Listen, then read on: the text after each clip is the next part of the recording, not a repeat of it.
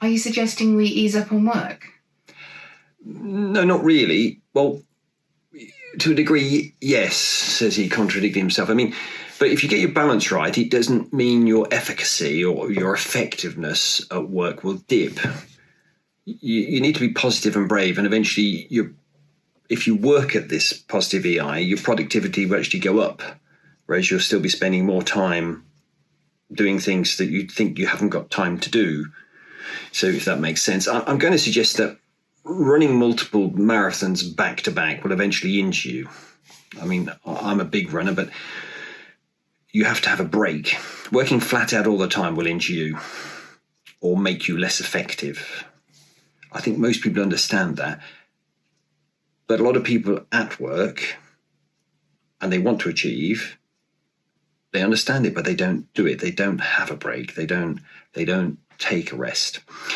I'd say that since I've embraced positive EI, my work efficiency and productivity has gone up, despite the fact that I relax more. I've learned to switch from zone to zone. I live smarter because I work smarter, and I work smarter because I live smarter. We are, after all, human beings and not just human doings, although the doing part of our life is very, very important. I mean, I love the doing part of my life. I love it. And the thought of retiring fully frightens me, if I'm honest with you. But being a doer and work can enhance the being part of people's lives, providing we get the details right. Our individual, different personal priorities sorted out. If we can recognize our own particular aims and aspirations, we can enjoy a better balance if we work on getting our balance correct or right.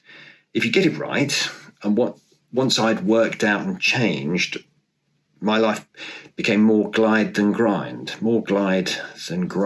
Previously, it felt like that chap whose name I can't remember pushing that big round rock up the hill all the time. So now I sit easily with myself and I still work hard, but I can empathise and relax with loved ones. I can empathise with myself. Self-empathy. At given times I can switch off and do nothing, absolutely nothing apart from stand and stare.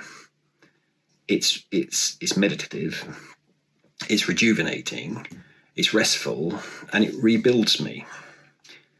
So is your life perfect now?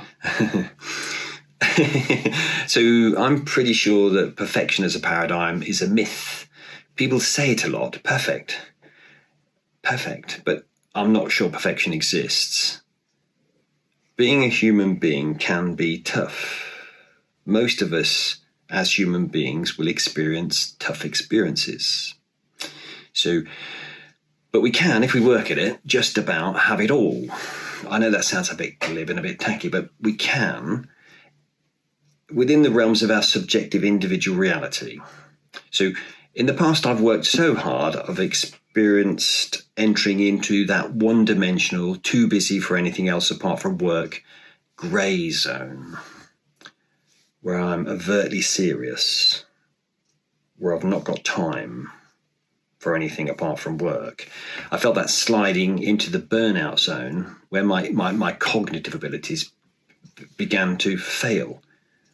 Couldn't concentrate, decisions were difficult. I would find myself just staring instead of actually focusing, working. So I became emotionally frayed.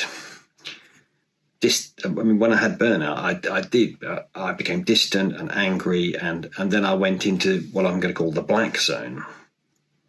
So where I just ground to a complete stop, and I did grind to a complete stop. Take it from me, avoiding that desperate black hole is advisable. So prevention is better than cure. I'm going to say that again. Prevention is better than cure, because once you're in the black hole, the sides of the black hole are very steep and it's difficult to climb out of them. Of course, I still have aspirations. I have what I would consider to be a realistic attitude about my ability and also my strengths and weaknesses, if you want to use that, and the things I want to achieve in a way that suits me. So I'm not perfect, but my balance is good. It suits me, That's what I think is important.